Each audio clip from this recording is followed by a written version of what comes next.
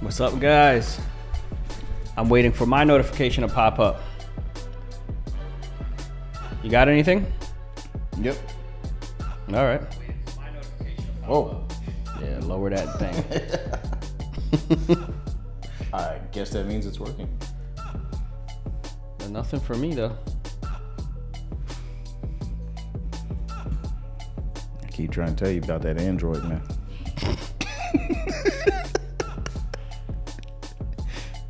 Android 1, iPhone 0. No. There we go. All right, I am him. Thank you. Oh. I think we need 2 dabs. We need one for last week. Look at that. The dab has returned. Yes. I knew something was missing last time. Felt weird. All right. Welcome, everybody. I am him. There we go. We got 2 dabs. Now we're even. Me and I am him got some tension. I'm not going to say why. He know. No. My name is G. I'm Javon. And this is Console Babble. All right, now we're going to jump right into it as usual with the games of the week. We don't have that many this week. We got a decent amount.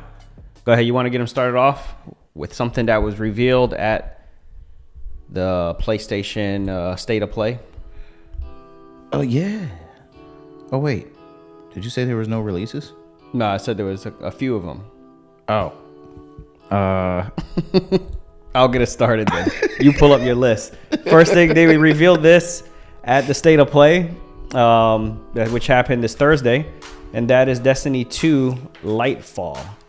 Bunch of gameplay in here, and this is available as of Tuesday.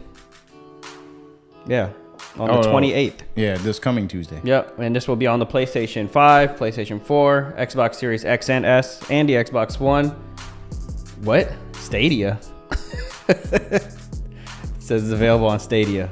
Nah. They must have written this a while ago. Yeah, nah. And then it'll also be on PC.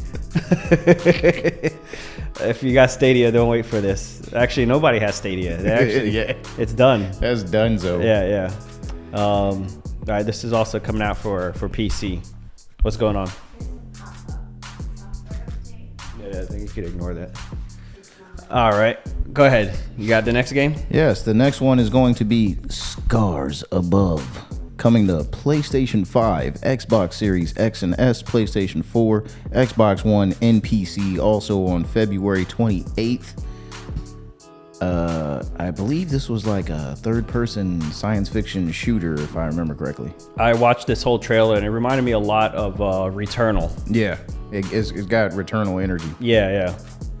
And very stiff faces. I was kind of disappointed with the face animations here. Uh-oh, Mass Effect Andromeda? It's like everybody got way too much Botox, and they can't move their faces. Maybe I'm just used to seeing... I just played... recently The Last of Us Part 1, which is just a remake, a remaster, and the faces look really good there. That's not a fair comparison. But that's a remake of a 2013 game.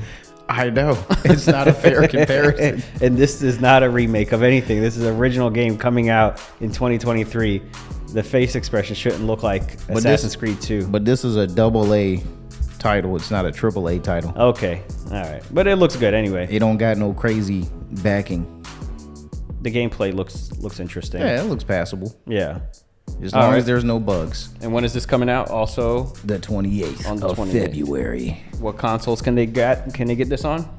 Once again, PlayStation 5, Xbox Series X and S, PlayStation 4, Xbox One, and PC. All right. Next up, we got Leap. If you're feeling froggy, then leap. This is what does this game remind you of? Ruthless. The first thing I thought was Advanced Warfare. But this is way more going on here. The surfboards and the shooting, hovering in the air, and what? Custom modded servers. This looks interesting. Available day one. Oh, the custom modded servers are available from day one. Yeah, it's very chaotic. A lot of stuff going on. Looks like it's living up to its name. Very fast paced. Yeah, definitely A lot of leaping. Lots of leaping, surfing on these little boards, and what's that game? Crackdown or something like that? Yeah. Yeah, a lot. I've heard some comparisons to that. Like it reminds people of that game. Yeah. So this is coming out March 1st. It's the first game of March, and it's going to be available for the PlayStation 5, the Xbox Series X and S, the PlayStation 4, the Xbox One, and PC. So all these games are available for most consoles. And Ruthless Trucker said the guy with the stiff face and scars above looked like Vin Diesel. Oh yeah, the bald head guy did look like him. And you know what? He was probably thinking about family. Thank you for joining us, Ruthless Trucker. Yes. We're going to call you by your screen name because we have no idea who you are in real life. Oh, I know who he is. I know too. We're not going to air you out on air. Actually, matter of fact, he was on the show. Yeah, that's right. Yeah. That's right. He sat in this very seat. That seat right there. In this extremely seat. We talked about racing. Yes. If you're an OG watcher, you will know. The last game. Go ahead. Oh, it's my turn again. Yes. Wolong Fallen Dynasty from Team Ninja, and it's coming to PlayStation 5, Xbox Series X and S, PlayStation 4, Xbox One, and PC on March 3rd. That's 2 days after my birthday, ladies and gentlemen. Well, happy birthday. You could play Wolong Fallen Dynasty. Go ahead to the next tab real quick. You already said what consoles they're available on? Yeah. Okay. So if I left this in the description, since you can't click on links through the video. If you go into the description, there's a link to download it for the PlayStation Network, Xbox Live, or Steam. And this is just the demo. So if you want to play the game a little bit first and see if you want to buy it, I was playing a little bit of the demo earlier today, but I haven't played enough of it to say whether I like it or not. Just kind of, there was an opening cutscene, which was in first-person perspective. Then after that cutscene is done, it puts you into like a character creator mode. Oh. So I spent some time trying to make the guy look like me as much as possible. But you know, with black people, they never have black people hair. So it's a bunch of like long, flowy hair. Play Harry Potter. Oh, did it have black people hair in there? Man, so many.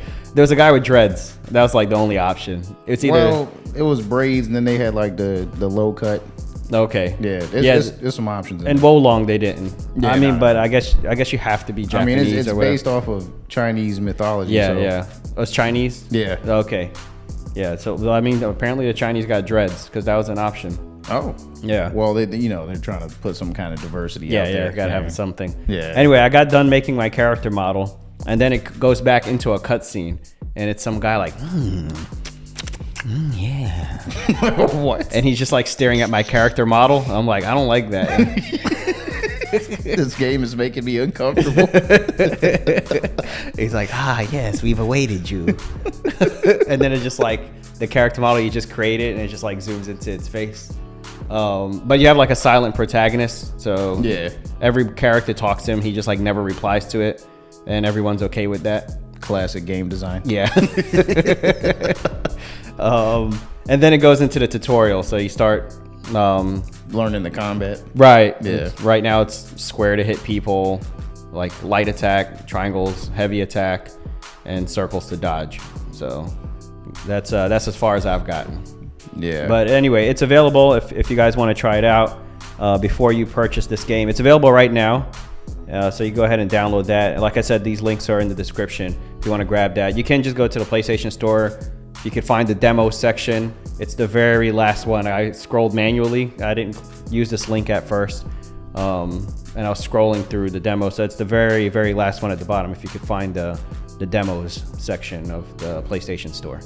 Or if you're on Xbox or PC, you can find it on there too. And I'm wearing my Xbox shirt today, guys. Yes. Xbox finally gets some love. Yeah.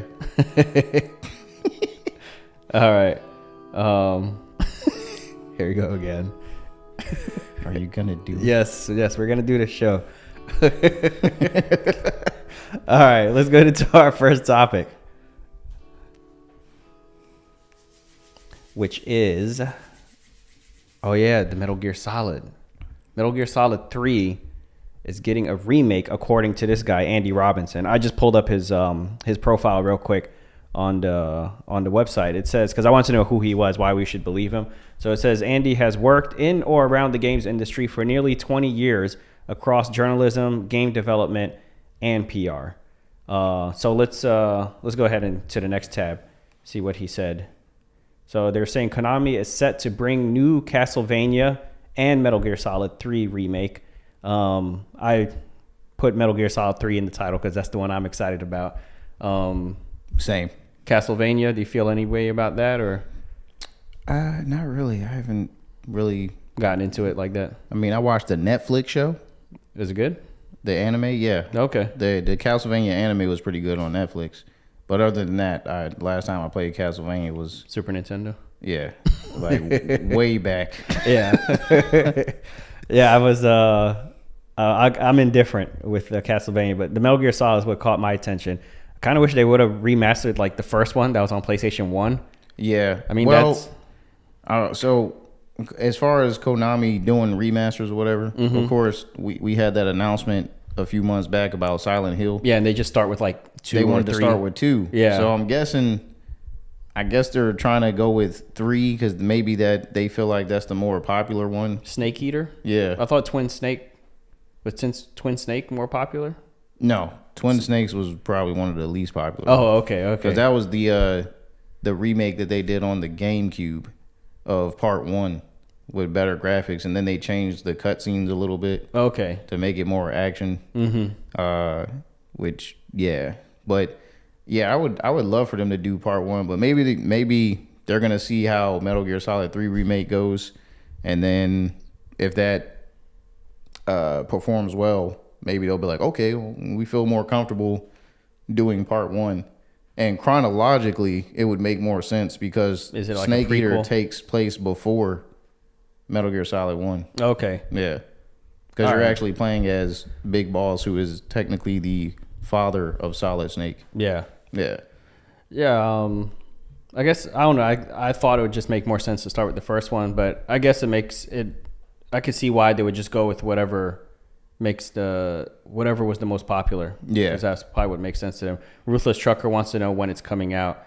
They're going to announce it at E3. So, Which is in June. yeah, which means they're probably just going to show a trailer, and then we're going to have to wait another 6 months before they give us a date. Yeah. So it's going to be a little while before we get our hands on it. But just the fact that they're working on it is what we're going to finally see at E3 this year. I know he's asking about Metal Gear Solid because Ruthless Trucker actually gave me, I think it was Metal Gear Solid 4 for the PS3. Yes. And I still have that, by the way. Oh. So I held on to it. I took care of it. That's good. Yeah. Dowsef says beans again. Did you ever figure out what that means? He's obsessed with beans. He just likes beans? Yeah. Okay. I'm not sure what that has to do with the podcast. This is the second time now. We'll decipher it. We'll figure out what it means. His beans post is I am him's dab, I guess. I don't know. Oh, okay. All right. Let's I got the podcast. So what's his name? Andy, what was the guy's name? Andy Robinson? Yeah. Robinson. He mentioned this on a podcast. If you swipe over it, I mean, you'll get a, there we go. Just hit play. Let's listen to what he said.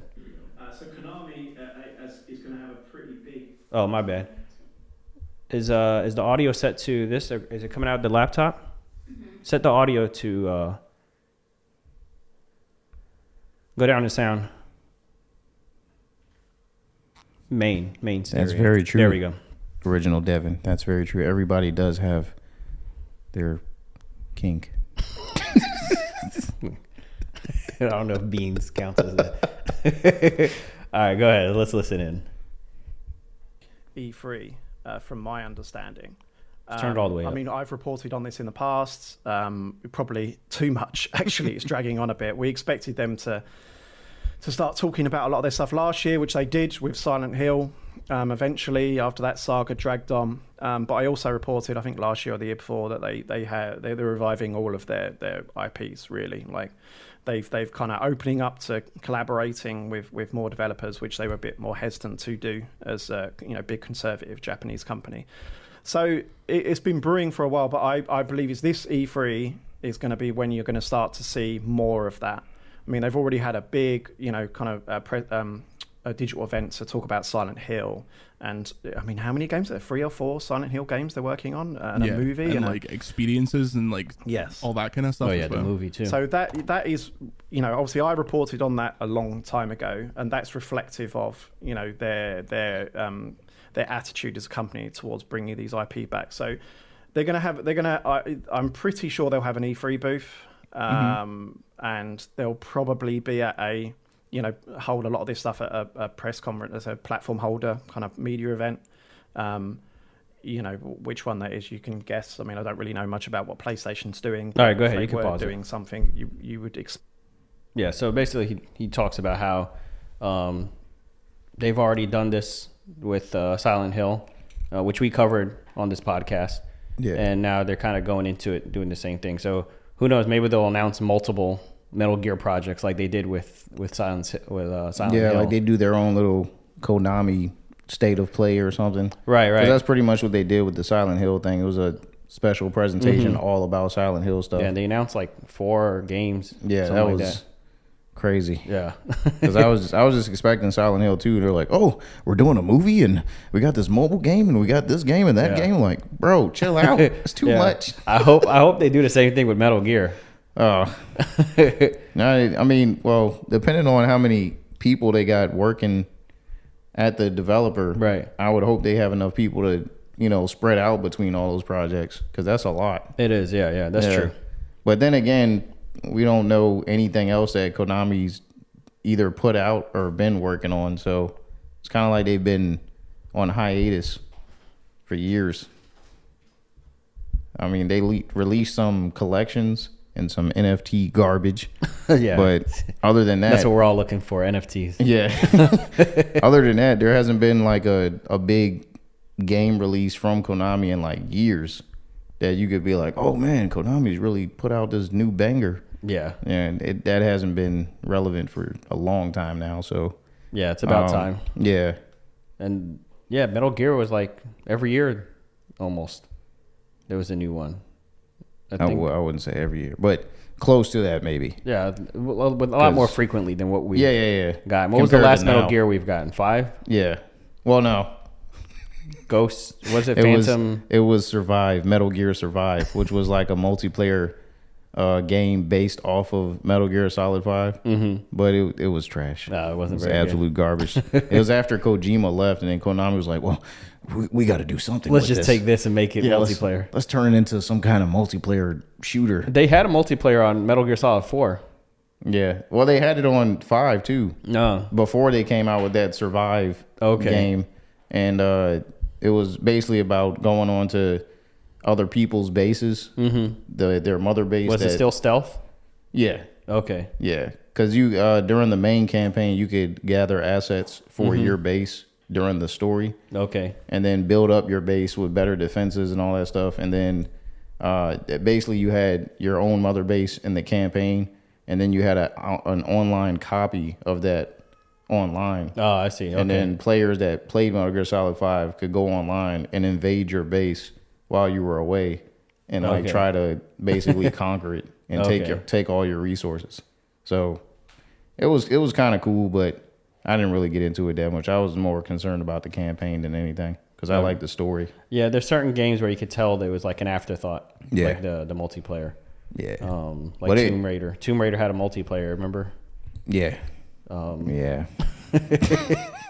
Assassin's Creed had a multiplayer. I think it was Brotherhood. Yeah, there's a lot of Unity. games where they just kind of like tack on a multiplayer. Yeah. Just to say they have one. Dead Space even had a multiplayer. I don't know if you remember that. Yeah. Didn't one person play as the infected or something? I think so. Yeah. Something like that. Nah. Anyway, I'm excited about this. We'll hear more during the E3. Yeah. All right, let's go ahead. Another game that we've been excited about. Go ahead and hit play. We'll just let this play in the background. You can mute it though. It's the lies, or at least lower it a lot.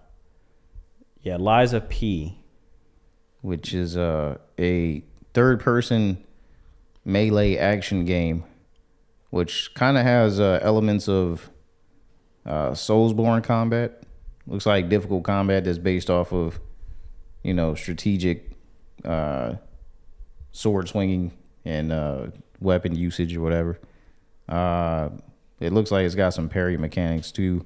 This trailer was mostly like a story trailer. There wasn't really a lot of gameplay in it. It's just like cinematic trailer. But the whole purpose of the trailer was to reveal a release window for the game, which for the last since the very first trailer that they revealed, they haven't really said when the game was coming out. So the purpose of this trailer was to basically reveal that information, which we will see shortly at the end of this. Yeah, so just keep your eyes. Like you said, this is mostly cinematics. So we get this. Is that supposed to be P? No. Okay. Because I think P is supposed to stand for Pinocchio, but we don't really know. Lies of Pinocchio. There we go. Then we get our release date here. Well, actually, we can get the logo. We get the title. Lies. Shout out IGN, by the way. Of P. They sent us over this trailer. Yeah, they emailed it to me. To Console Babble. There we go. August. We don't have a date, but hey, we have a month. Oh, yeah, that's a month. It's better than a season. Usually we get like fall of, or summer 2023. So we didn't get a season. We got a month. And so we know within 30 days when this game is coming out. That's all. We just want to show that to you real quick. Just a quick update on this game. And it's just a release date. So look forward to this game coming out August of this year.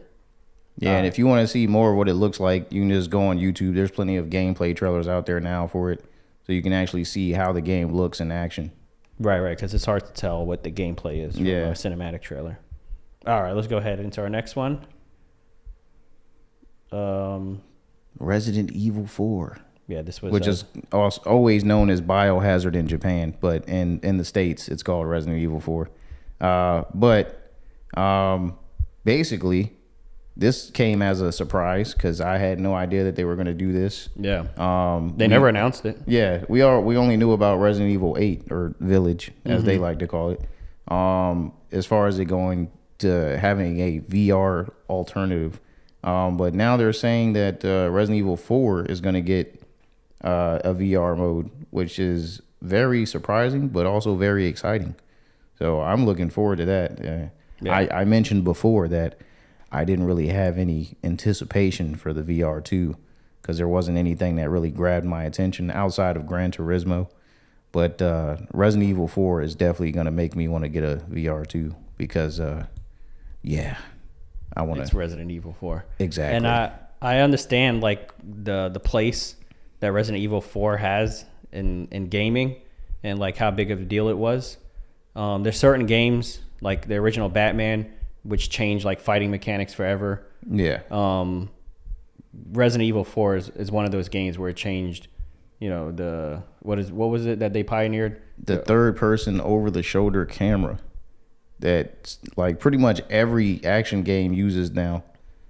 Yeah. Especially shooters, like third person shooters. They all use that over the shoulder camera. Dead Space uses it.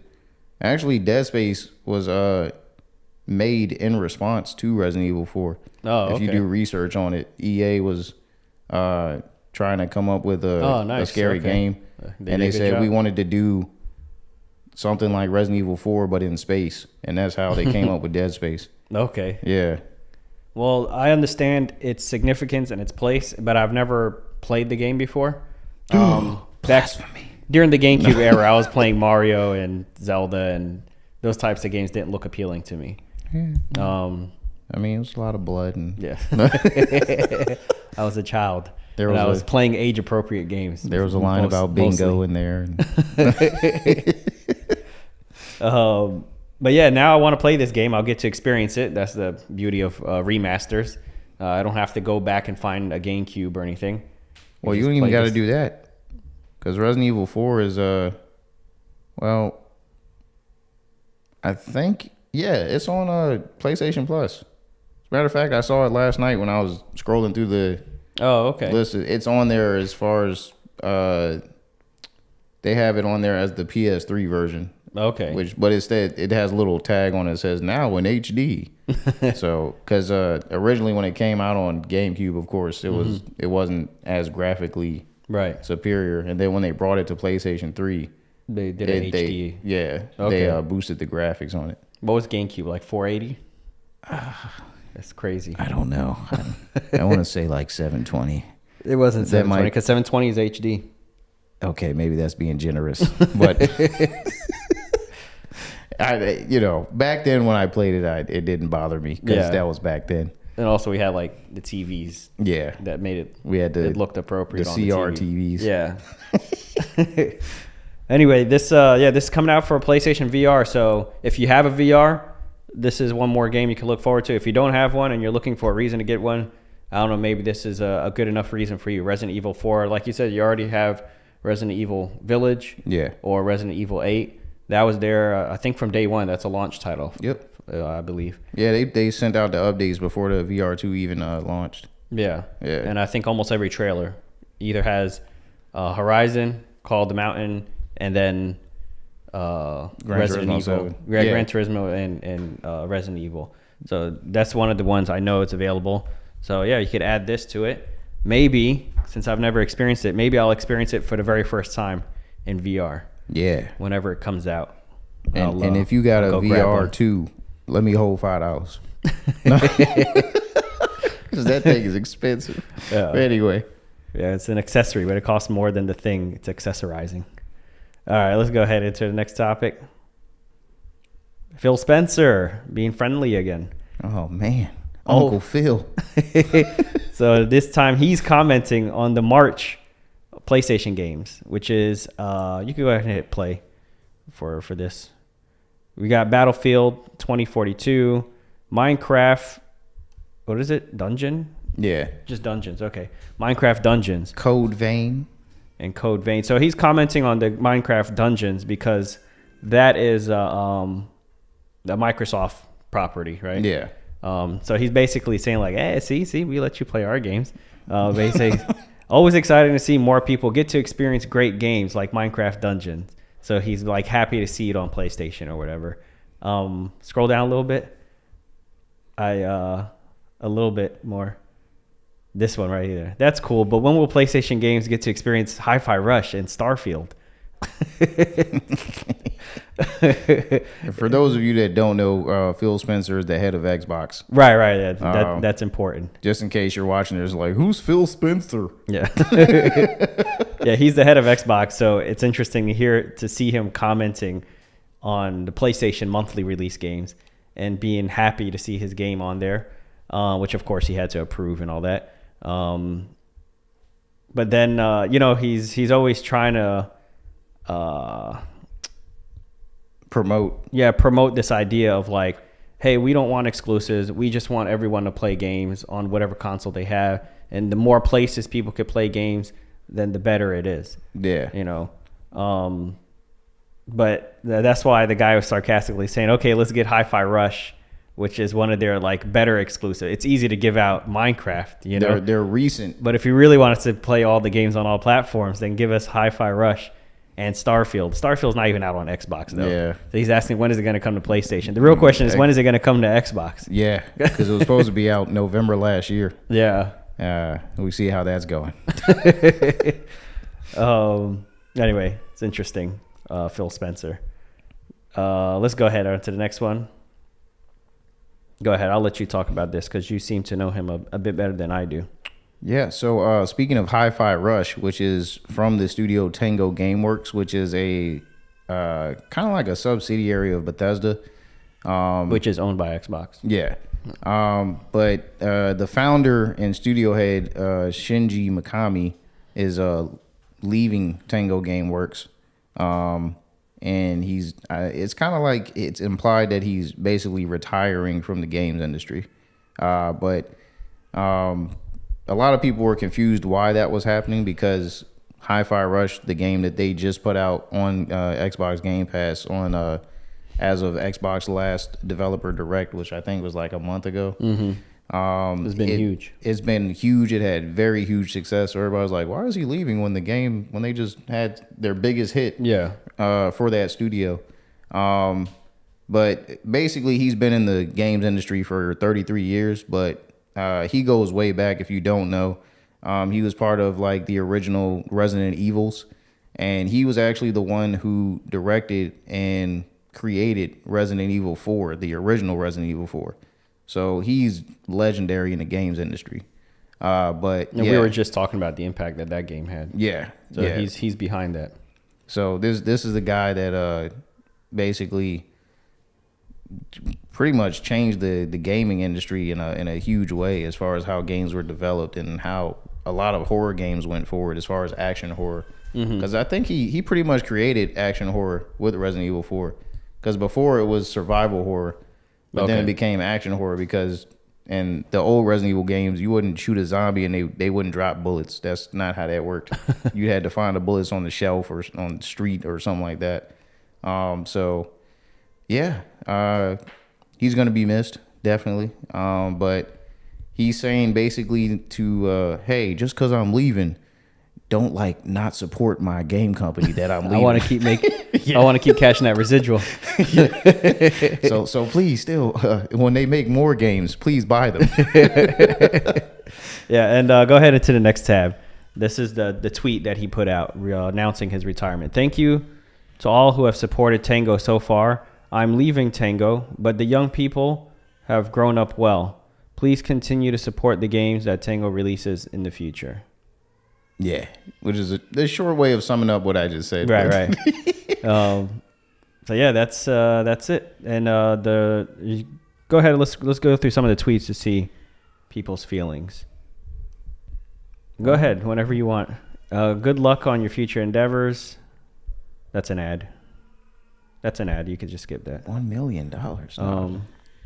Thank you so much for your contribution in gaming. Please rest assured you have left an impression in this art we call gaming. So lots of thank yous and lots of you will be missed and you inspired us. And he's leaving on a high note. Maybe that's why he left right after High Rush. What is it called? Hi-Fi Rush? Hi-Fi Rush. Yeah. There's definitely a great way to leave out because he went out with a bang. Yeah, you don't want to go out with a flop. Yeah. And then that's the last thing everyone's talking about. Which, if he would have left out on Ghostwire Tokyo, that wouldn't... Because even though I enjoyed that game, it wasn't like their biggest hit. But apparently, now I don't know what this might lead into, but they were saying that because he alluded to this a year ago, that he wanted to help direct one more game before he left Tango Gameworks.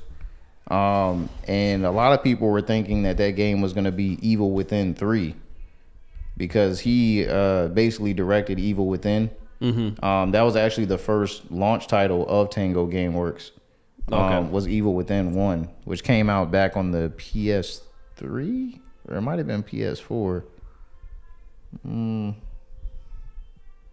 I can't remember which system that came out on. But anyway, they did that, and then they did Evil Within 2, which was their the sequel to Evil Within 1.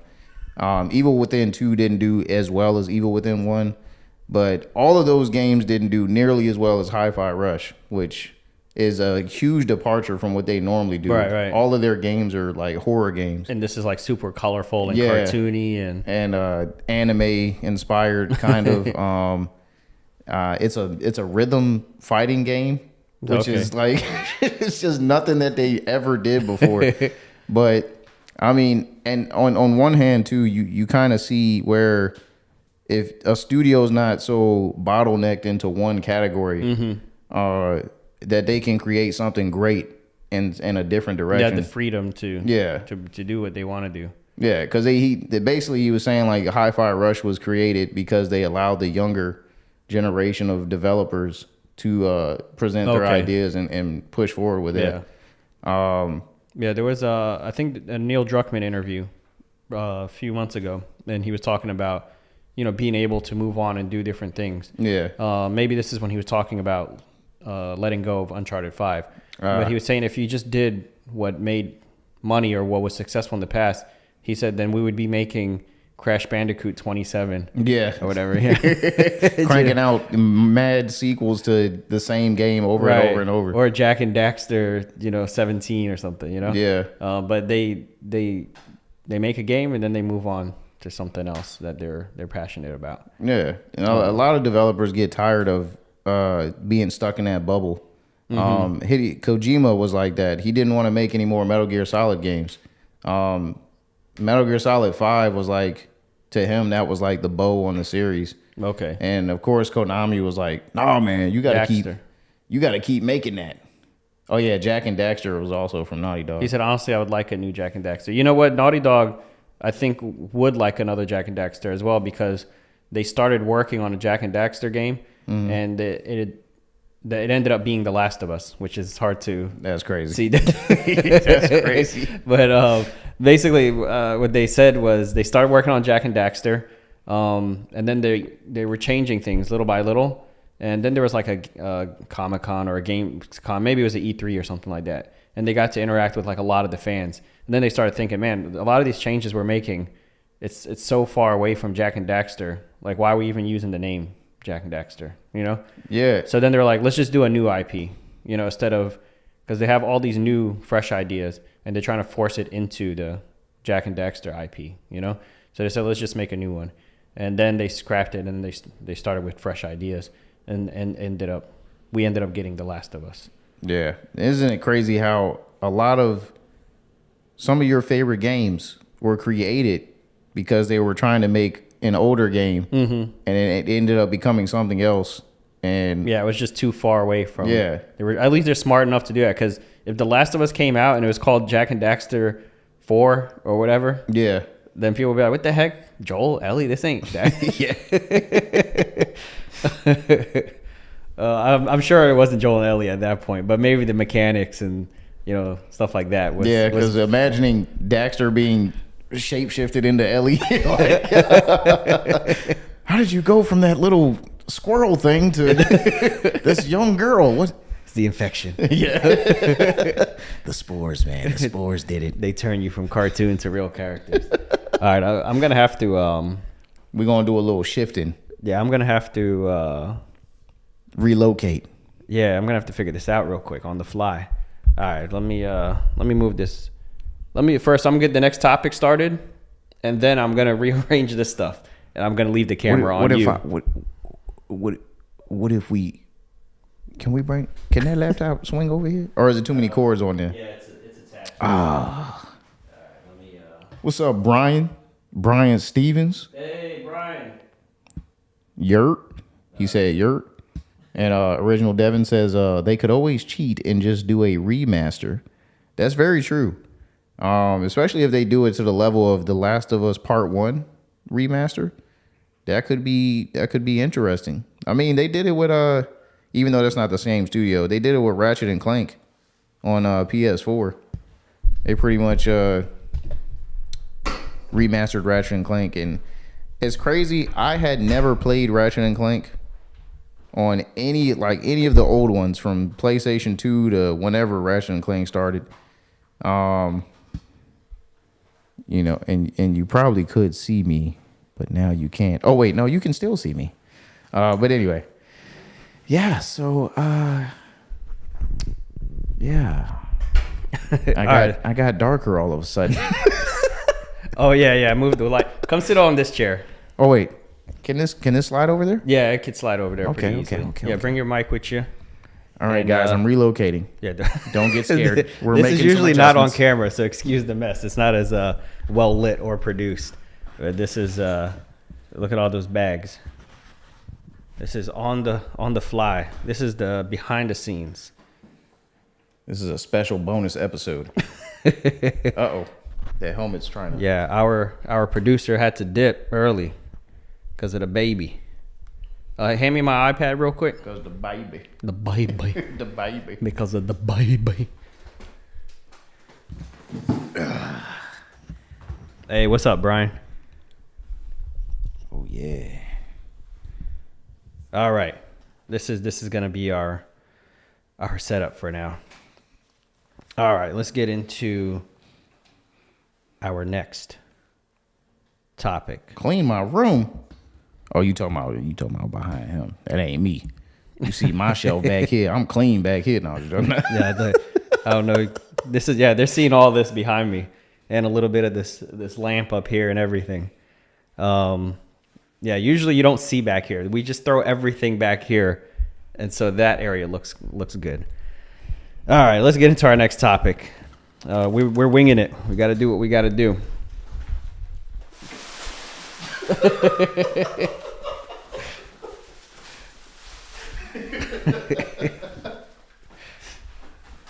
There we go. It looks a little neater now.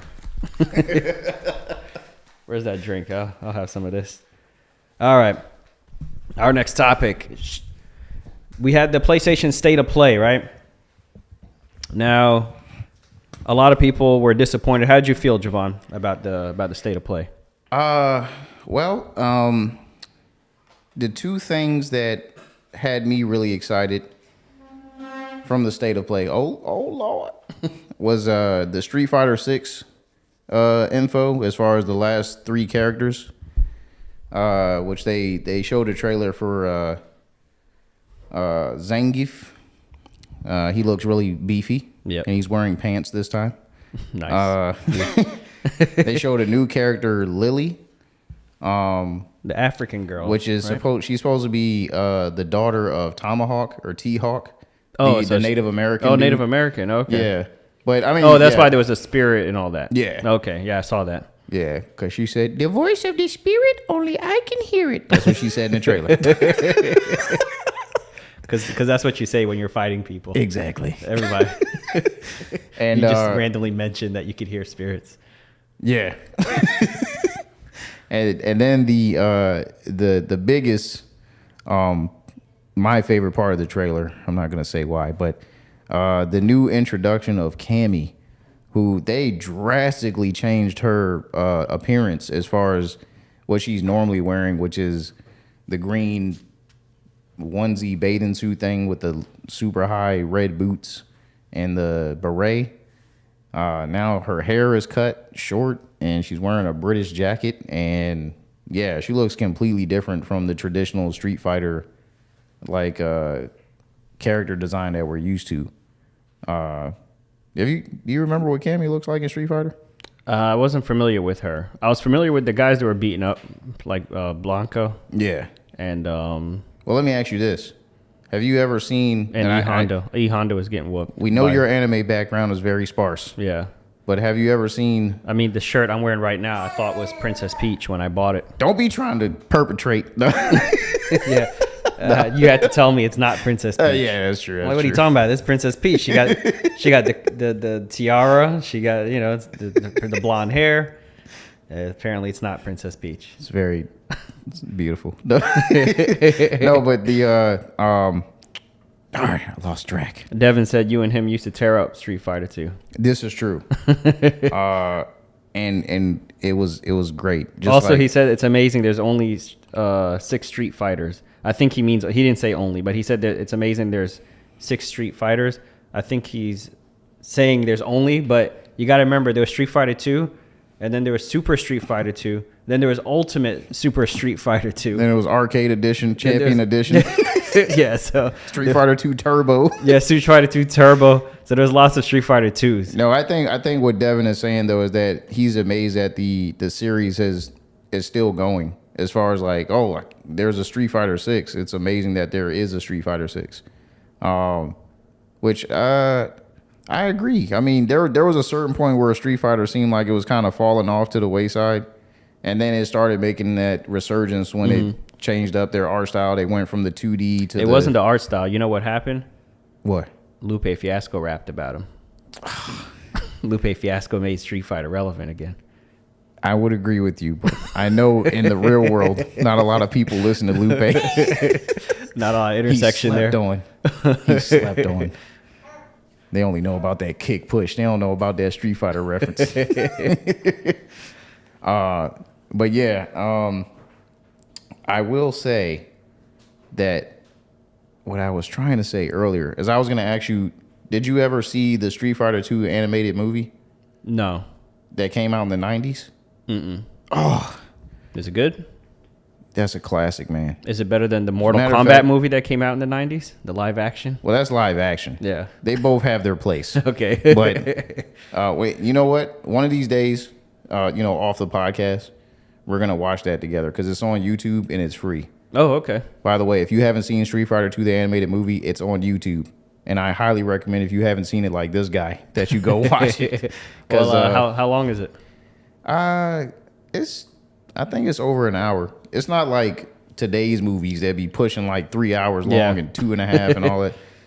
It's like the average time that normal movies run for, like 90 minutes or something like that. Okay. But yeah, the reason why I brought that up is because Cammy, they added a move to her moveset, which if any of you guys have seen the Street Fighter trailer. Oh, okay. Which, can you pull that up?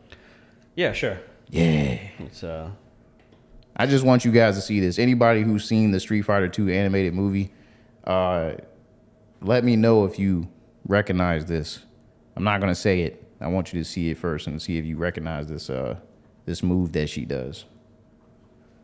all right. Zangief Lily. Yeah, 2 that's the days one ago. right there. All right. Now, if you go, let me see. Which fight are we looking for? Cammy, she's at the end. Okay. That's Lily. There All right. you go. All right, here we go. Now, pay attention to the moves. Don't get distracted by Cammy's outfit, okay? Because it's very easy to get distracted. And that stretching. Capcom knows what they're doing. All right, now, pay attention. You're going to see something related to the animated movie that they have never had in the game. And here we go. That right there. Okay.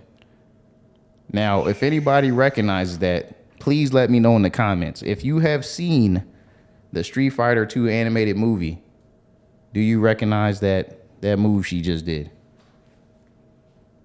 Bam. Into If the you knees. do, This is actually one of the few moves that looks like That you is could a- actually do in real life. that is a direct reference to the move that she did in the movie, which they never had in the game as part of her moveset, Nice. but they've added it as Ooh. part of Street Fighter 6. Wait. It's amazing. Oh, she also goes into a choke here. Look. Yeah, well, and basically in the movie, she jumps up, she does that same move. Mm-hmm. She grabs the guy's collar and she twists in midair and breaks his neck, and then comes down and hits his knees and drops him down to the ground. It's amazing. Was it this guy? No, that's one of the characters on the roster. It was Okay. some like state politician that she was assassinating. Okay. But yeah, Cammy. All right. So there's this, and then what else? State of play. Yeah. Lots of VR stuff. The other thing was Resident Evil 4, which Evil 4. yeah, they showed a whole bunch of new gameplay, and it was all stuff that people were asking about, like, because everybody saw the gameplay where they're like, well, what about the castle? Show us the castle. Is the castle there? Because everybody's worried about, what they did with Resident Evil 3, where they cut out so much from the OG so they're Resident thinking Evil 3. because they didn't show it, it's not there. Yeah, and I am here to tell you guys, they didn't cut nothing. Resident Evil 4 Remake is going to be, it might even be game of the year, and that's kind of, I'm calling that kind of early because it's gonna come out in like what, a month now? I guess think so. It comes out in April. No, it comes out March 24th or 28th. Oh, yeah. Something like that. So like a month. But yeah, it's looking ridiculous. They've got everything in there from the mine cart sequence, which I thought they were going to cut because it's kind of goofy from the original game. But they got that in there. They got the Krauser knife fight. They got the castle. They got the island. Oh yeah, I did see the knife fight and all that. Yeah. Okay, yeah. I was trying to remember. I was like, I don't remember seeing Resident Evil 4. Now I remember. Yeah, because Resident Evil, the knife fight, well, on the GameCube, it was a lot of quick time events. You had to keep pressing all these different buttons on, like, when they pop up. Press B. Yeah, at that this was really point. popular. Yeah. Like Uncharted 1 had a lot of quick time events, and then it's like they just got rid of them. Yeah, by the time 3 and 4 came out. If you watch the trailer, you will see that they basically replace those QuickTime events with parries. So you're actually physically parrying the knife with your own, timing. Okay. Instead of, a button popping up and saying, hey, press B and A, press, this and that. So I thought that was pretty cool. But yeah, man, Resident Evil 4 is right now, as far as what's coming out in the next couple of months, it's my most anticipated game right now. All right. But those were the two biggest things from the state of play. Everything else was kind of like, I was on snooze. Yeah, me too. So that's the point I wanted to get to. And that leads us into our next topic, which is a lot of people were disappointed. They were expecting something big. A lot of people, I was on the live, and they have the chat up while the countdown for the live starts. Yeah. A lot of people are like, Spider-Man 2, we're going to see Spider-Man 2. Oh, yeah. We're going to see Wolverine. The we're going to see... disappointment. Yeah, they're like... They're like, they're going to announce The Last of Us 3. They're going to... Oh, yeah. It's like the most ridiculous stuff. GTA 6. We're going to see GTA 6. It's like, no, just relax. Anyway, we didn't get any of that. And so imagine the people who thought GTA 6 was about to be announced or whatever, some ridiculous expectation. Yeah. Even like Spider-Man 2, which is a little more realistic. Yeah. But yeah, we didn't get anything like that. So a lot of people had their clown makeup on yesterday. Yeah. Or whenever the state of play was. Yeah, it was the same trailers that we've already seen for PlayStation VR 2. Probably the most exciting thing was Street Fighter 2. Street Fighter 6. Yeah. Street Fighter 2 Ultimate Super Turbo. No, Street Fighter 6. And the Resident Evil. Yeah. And then everything else was just kind of like these filler. Yeah, little indie games that may or may not be good. Stray was shown at one of the State of Play events, and that was an indie game that ended up being really good. But that was shown next to some heavy hitters. Yeah, where like God of War and stuff, right? Yeah, it was that was a more packed. And then it ended up competing with God of War for Game of the Year. Yeah, it was nominated. Crazy.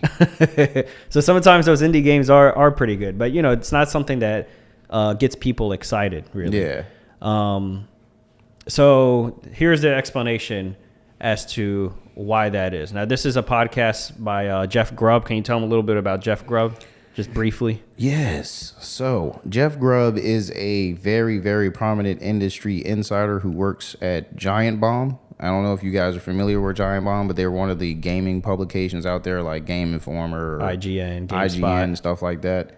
But yeah. He is very privy to a lot, and I mean a lot, of gaming stuff. He has a lot of friends in high places in the gaming industry, so he finds out about stuff like as far as releases, games that might be coming out that we don't know about yet. And he basically will talk about these things on his podcast that he has called Game Mess. And on this podcast, he recently made us privy to some more information, which we're going to let you guys hear in a second. Yeah. So he explains here why the State of Play wasn't so great. Spoiler alert, PlayStation has a showcase coming up. Let's hear the detailed explanation. The big one. Yeah. Oh, where's the sound? The sound is down here. Oh, the HDMI cord came out. Stuff for the PlayStation Showcase. That's going to happen before E3. They were supposed to have it last fall. They kept pushing back because the developers weren't ready. Now that they don't. Oh my god! It's so noisy. Hold on, let me mute that. Hey, oh my god. We apologize. It's been a while since we've been back. It's been a year. We've been on vacations in the Bahamas. Don't worry about this, okay? This is all part of the live show. Oh, no. What happened? Okay, are we back? All right, good. Oh, okay. Oh, man. All right. I'm getting nervous. My guts. All right. Man, I am scrambling over here. All right, let's get... There we go. Not sure what happened there. HDMI port fell out. Yeah, man. It's like the middle of King Lo's freestyle on LA Leakers. He started preaching that real and then... Bro, why does these... What is that? Yo. What is playing? Mute. What All the videos are muted anyway. Oh my god, this is a mess. All right. Let's try this again. Are y'all still with us? All right, good. We still got 9 viewers. Let's go ahead and listen to this. This is why the State of Play wasn't so packed, and this is their showcase that they're going to be doing later before the E3. All right, now let's listen in. They're saving their good stuff for the PlayStation Showcase. That's going to happen before E3. It was supposed to happen last fall. They kept pushing it back because their developers weren't ready. But now that those developers are ready, they should have a massive show that really sets up the second phase of the PlayStation 5. So there's a lot to be excited about. It's just the State of Play was never going to be that. No, I think that's fair. I mean, look, I also had low expectations, and I'm not saying that this was below my expectations, but you know, when I was in high school and I expected to fail a math test, and then I failed the math test, it didn't matter. Like, I still failed the math test, right? Yeah, fair enough. So, yeah, that's all fine. No, I think the failure is really it is PSVR, isn't it? Because this was their chance to set that up for success, and it just feels like they didn't do that. And if you disagree, if there are games excited there, amen to that, brother. I'm happy for you, but it's not moving me, and that's all I can go by. I mean, there was a lot of time spent on Suicide Squad, and I can just so many little. So now they're getting back into complaining about the event, but the main part I wanted you to hear was just that they're going to have an event before E3, and that's where they're saving all their heavy hitters for. So that's where you can expect to see, Spider-Man 2, maybe Wolverine. They have an update on that. Final Fantasy 16, possibly The Last of Us multiplayer that was supposed to come out with The Last of Us 2 in like 2020. Maybe even, I don't know if anybody remembers this one. This was at the very first next gen State of Play, Pragmata. Do you guys remember that game? That was revealed by Capcom, and it went dark, and we've heard nothing about it since. So I would hope that would be at the big one too, because that game trailer, I was like, what is this? This game is amazing. What is this? I mean, it wasn't. They didn't show no gameplay, but it's a cinematic trailer. Yeah. Go ahead. Yeah, there you go.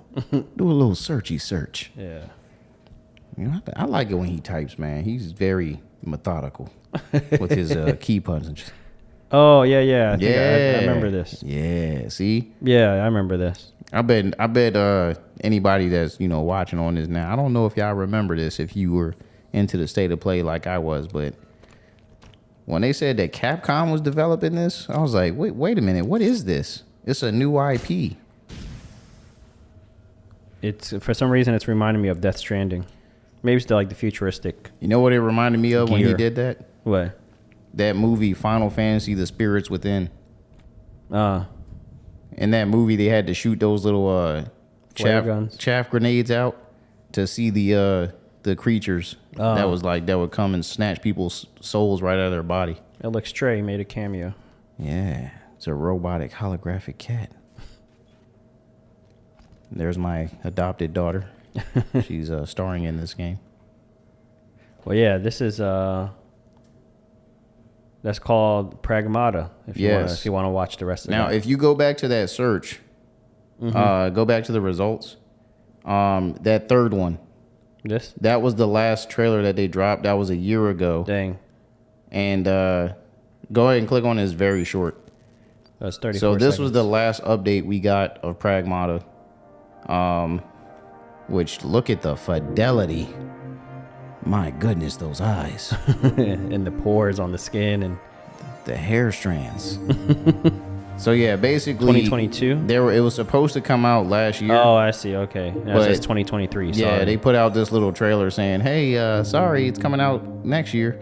So they're like, "Oh, they can't be mad at her." I'm guaranteeing to you guys, I'm gonna put my gamer bet on this. We're gonna hear about Pragmata at this next State of Play, the big one. Because I guarantee this game's going to be huge. I mean, look at it. And it's developed by Capcom. Capcom has not been missing for the last 5 years. They've been on a streak. They've been killing it. And this is a new IP? Come on. Psst. It looks interesting. So it's gonna be. Yeah, hopefully we'll hear about that. But whatever game you're excited about, whichever one it is, whether it's Spider-Man or Pragmata or whatever. Ooh. If you're disappointed that you didn't see it at this state of play, then you can look forward to it at their showcase. Now, they usually have their showcase. Remember, they used to have them in theaters. Remember that? Yeah. What's up? What you looking at? I just noticed something in the title. What? See how the A and the V are highlighted? I don't know what that means. Anyway, I'm getting lost in the weeds. but yeah, I remember when they used to have it in the theater. As a matter of fact, I'm gonna bring that on one of our episodes. I still have my state of play thing that they gave lanyard? us at the theater. Yeah. With the little card, the little movie card. I have mine book. somewhere. Yeah. I don't know about the info book. Yeah, I still have all that stuff. They did trivia there. That's actually where I got the idea to do it on this show, but it wasn't a hit here. I had fun in the theater, though. Yeah, the theater was fun. Man, there's a ring light. The delayed trailer made you hate Pragmata. Say it ain't so. Why? Because they try to manipulate you using a little girl? How dare you? Dalsif, would you... Is Fortnite 2 coming soon? You better stop. Come on now. Oh, speaking of which, I said I was going to do this for somebody that's supposed to be watching tonight. Just going to throw this out there. Atari 2600 Wu-Tang. All right, I did it for you. You know who you are. He asked me to say that. Okay. Anyway. All right, well, yeah, we got a showcase coming out. In conclusion, we have a showcase coming out before E3. So look forward to the big games on there. And Devin said, yes, it is precisely because they tried to use a little girl to manipulate him. All right.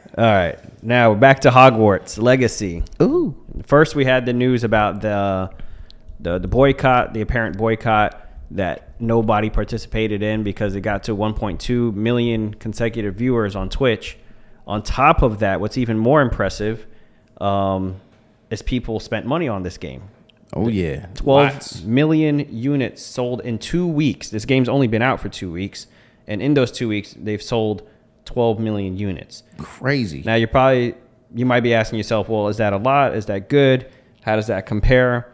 Well, I Googled this earlier. Yeah, so let's look it up. What was it? Let's do God of War. God of War was a pretty big game. God of War Ragnarok units sold. And we got 11 million. Now, this game's been out longer than 2 weeks. This game came out November, December, January, February. So 3 months ago, this game came out. And it's at 11 million. 2 weeks ago, Harry Potter came out, or Hogwarts Legacy came out. And it's already at 12 million, right? In 2 weeks. Now, what's another big game? If you think back to like the PlayStation 3, The Last of Us. Let me see. I'm gonna look up The Last of Us. You know he got to fit The Last of Us in there somewhere. Yeah. I mean, you're talking about big games.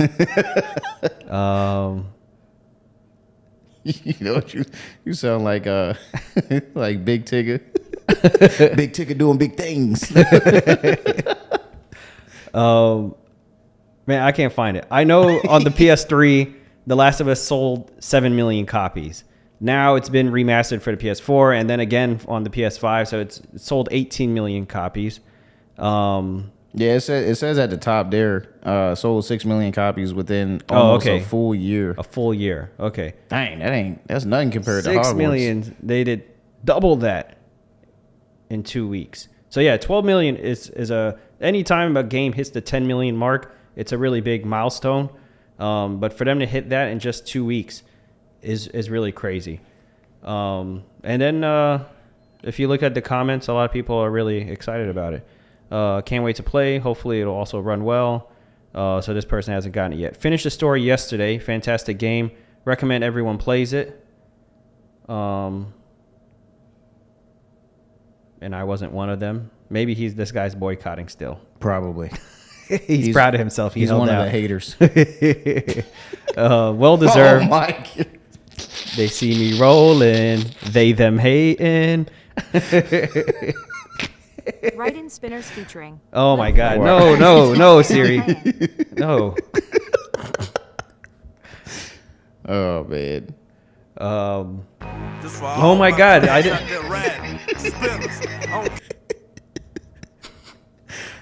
See, I've been trying to tell him that Android is better. I said they see me rolling. I did not say the other word.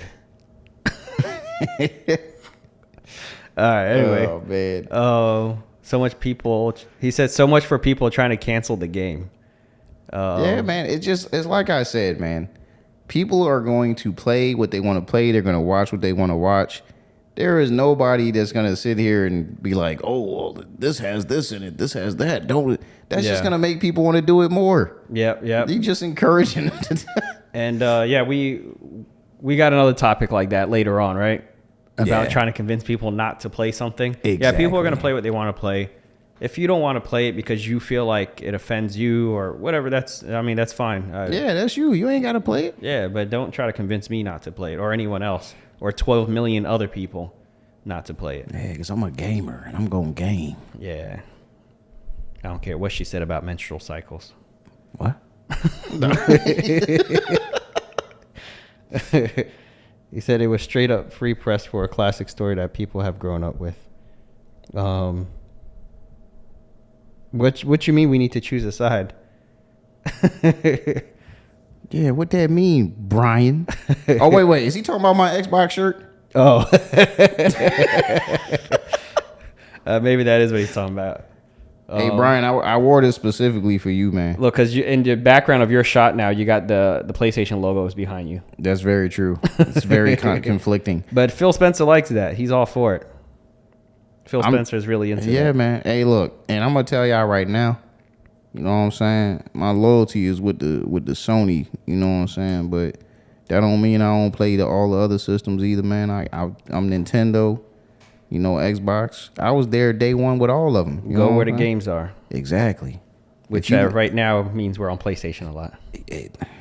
Unfortunately, for the other consoles. Hey, but look, Brian's an Xboxer, though. He is. Is that what they call them, Xboxers? Yeah, man.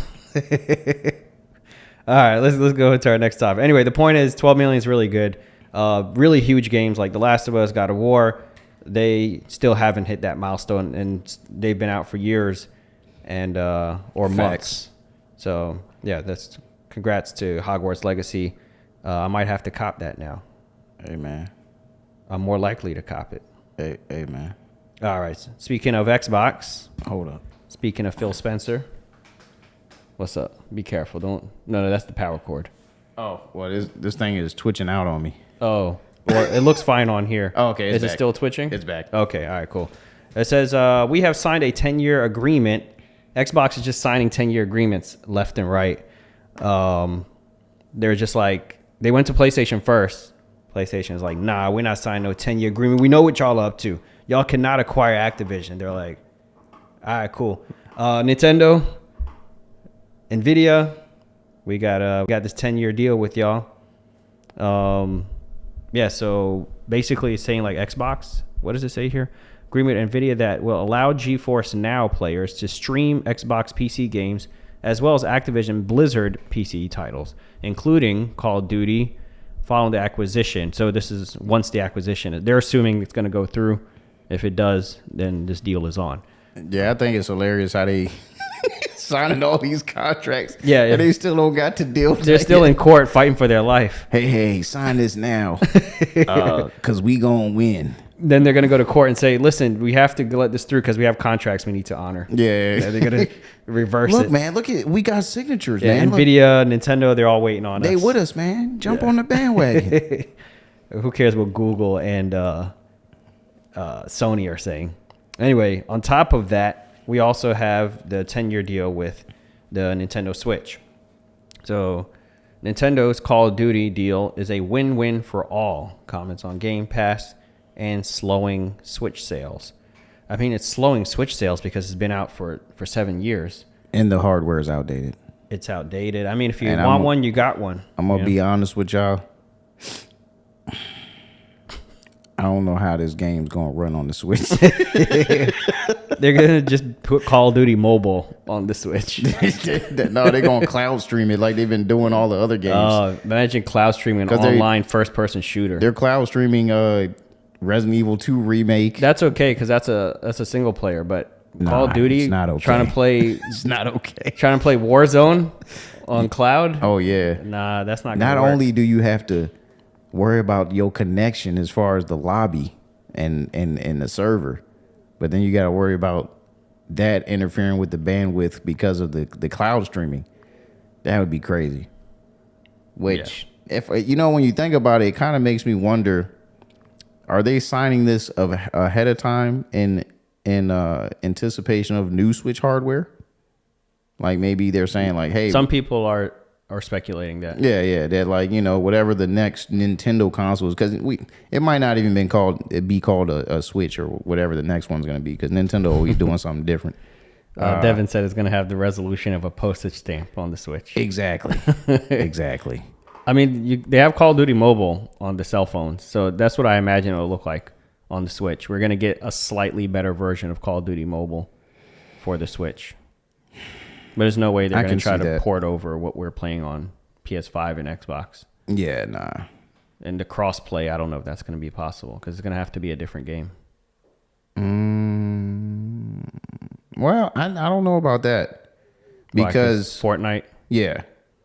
Because Fortnite, you can play Fortnite with people from the Switch, Xbox, PlayStation, mobile, PC, I think. Yeah, and mobile. And I mean, I've seen it. I don't play Fortnite, okay? I just want to put that out there. I don't want you guys thinking that I play it. You know, this is what I've seen from my, kids playing. When he gets home and he turns on Fortnite, he's like, I be on it all night, man. I be on that day, straight up. Piff, if you want me, you can find me on Fortnite. I be checking the item shop. Let me get my V-Bucks ready. About to go shopping. Nah, but yeah, I can see them doing the crossplay thing. But yeah, like I said, as far as the Call of Duty being on a Nintendo console, that's. This says regulators get assurance about any potential threat of Call of Duty going exclusive. So if they're going around signing all these contracts, then when Sony says, "Oh, they're trying to make it exclusive," they're trying to monopolize, and it'll be like, what are you talking about? We already got like 10-year contracts we try to have one with you. Yeah. We got one with Nintendo. We got one with NVIDIA. Sony, the only one who didn't sign. We're not trying to make it exclusive. Look, we got Minecraft on the PlayStation Plus, so yeah, that's another reason to do that. Yeah, Sony said, I'm not signing the prenup. I'm not signing it. No, they're like, no, we want it on, because they said that they wanted the contract to say on PlayStation forever, and then Phil Spencer was like, that's silly. You don't put the word forever in a contract. Yeah. Like, we could do 10 years, then we renew it for another 10 years after that, but you don't put the word forever in a contract. Exactly. Except for the marriage contract. Yeah. Yeah, you renew the contract every 10 years. How's it going? You want to stay together? Yeah. All right. Let's sign for another 10 years. Let's have it auto renew. But yeah, that's what's going on with the Activision Xbox fiasco that seems to be never ending. All right. Here's a little. There's not really any spoilers in here. If you're not all caught up with The Last of Us, this episode was last Sunday. Yeah, hold on real quick. Devin, on the last topic, says Microsoft is playing the long game. They definitely, They definitely want a monopoly, and they're willing to wait an extra 10 years if that means they will get it. That's true. 10 years is not really that long. That's one console generation, really. Console generation is about 7 years. So you wait one console generation, you're fresh into the next one. You don't renew any of those contracts. That could be it. But Phil Spencer said that he's not planning anything tricky. He doesn't have anything tricky up his sleeve. That's what he says. That's what he says. But that's not what's in the contract. Because Xbox ain't on top right now, so he desperate. Yeah. He's trying to get anything. Yeah, get in everyone's good graces. Come on, get in my van. I got candy. Come on. All right, let's just show you this little clip. And is there any way for me to make this thing full screen? Because it's a tiny video. All right, now this is a little, what do you call it? A little mistake they made. That's some guy named Scott T. Jones, the guitarist composer. Yeah, he's got a... You know, he's going over the episodes with a fine-tooth comb. Yeah, nothing gets past him. He was watching it. He's like, what is this? What's this? All right, here we go.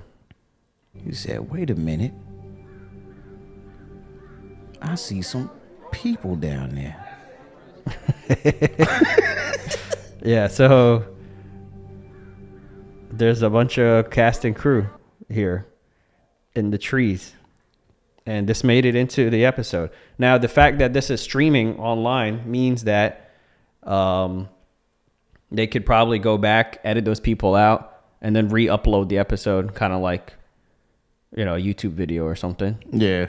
I think they've done that with an episode of Mandalorian or Boba Fett. The Book of Boba Fett.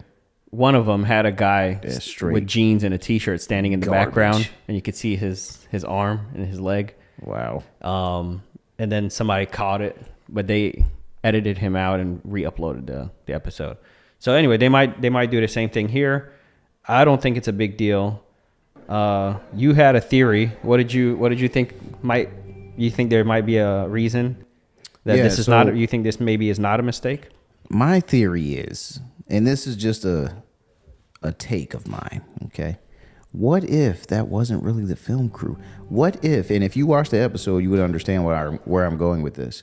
But Ellie and Joel were on their way to find Tommy, which they don't know that he's in Jackson yet. They don't even know Jackson exists. But the people from Jackson end up surrounding them. Hey, you're spoiling too much, man. We don't know what they saw, what they didn't see. Yeah. Anyway, what if these people were from Jackson and they were watching Joel and Ellie? You know what I'm saying? Now, just a take of mine. I don't know. They get ambushed. I'm stretching. He's saying maybe this is right before the ambush. Yeah. Maybe these are people in character, and if you spot them, it's not cast and crew. It's actually the guys who are about to ambush them in just a few minutes. That's just the my ambush does happen just a few minutes after this. Yeah. So I think that makes sense.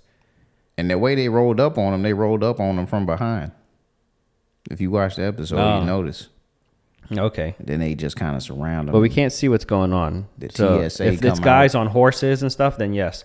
If you see a bunch of cameras and other gear, boom mics and lighting, it's hard to tell what it is. You can't really tell from, Yeah. All right, so just so we don't ruin the episode, it's the ambush about to happen. All right, our final story of the night. Oh, man. Ukraine calls on Sony, Microsoft, and Valve to ban the sale of Atomic Heart. And if you're wondering why or do they want them to ban this game, it's because it takes place in like old time, like Soviet Union, not even Russia. It's like Soviet Union, right? That's still Russia. I know, but that's like Russia a long time ago, right? They don't call it the Soviet Union anymore.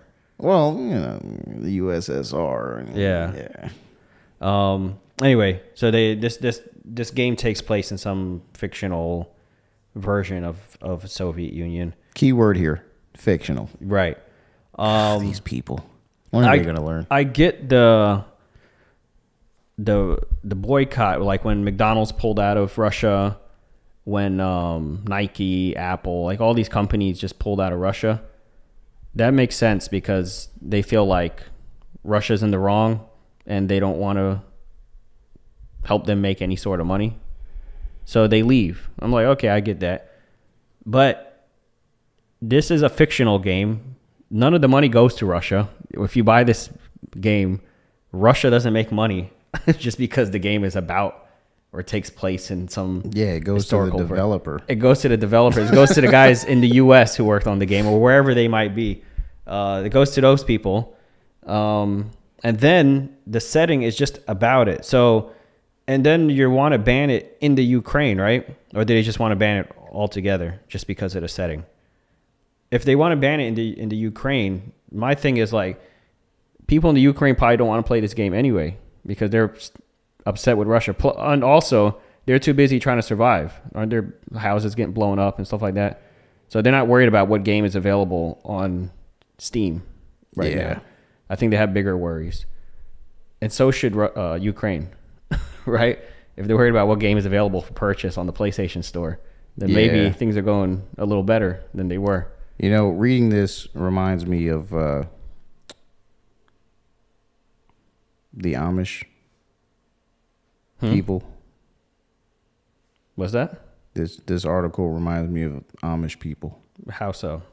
Because, you know, they say they don't rely on technology, but did you guys know that the Amish have a website?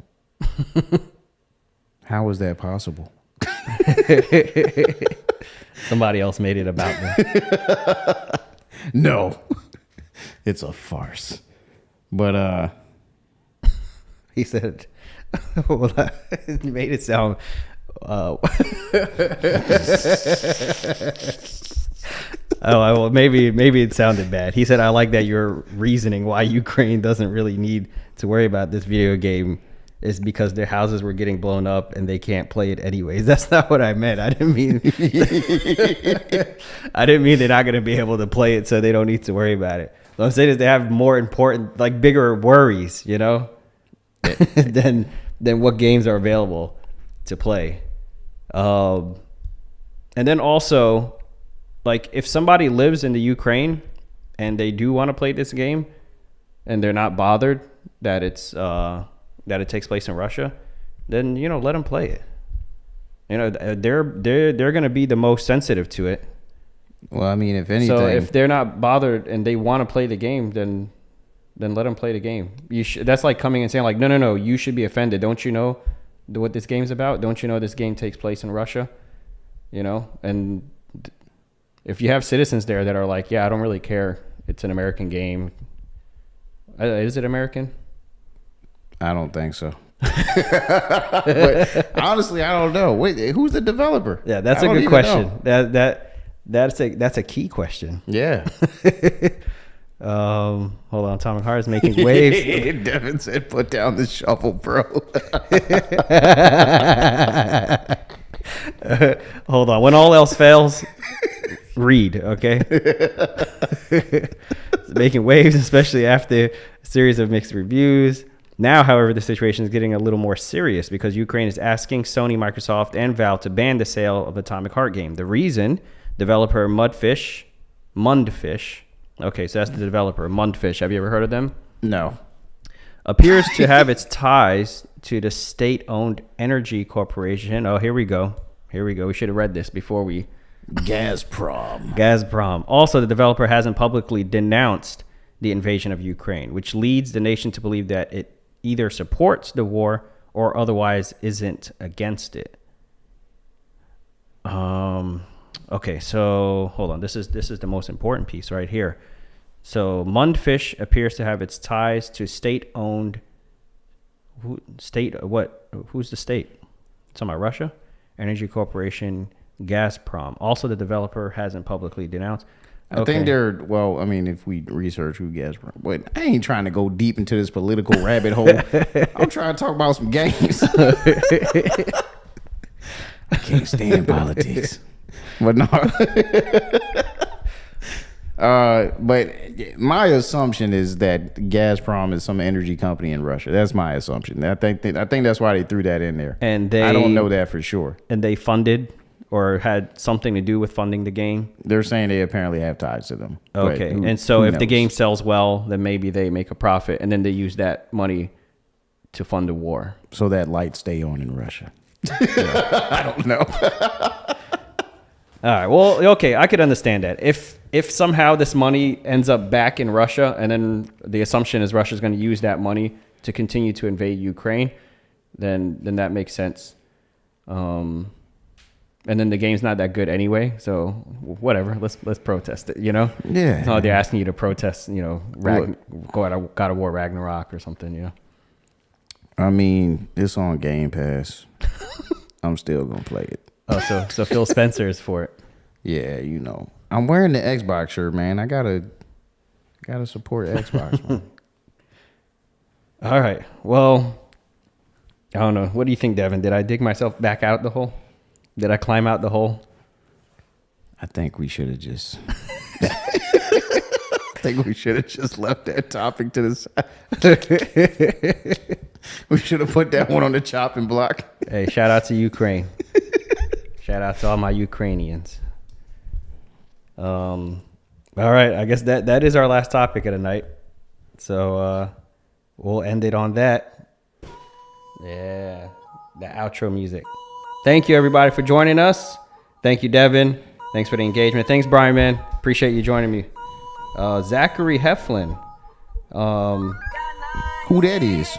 I don't know, but thank you for joining us, Zachary. If you're still with us, appreciate it, man. Dowsuf, thanks for watching. Beans, Dowsuf, beans. Yeah, beans. Ruthless Trucker, are you still with us?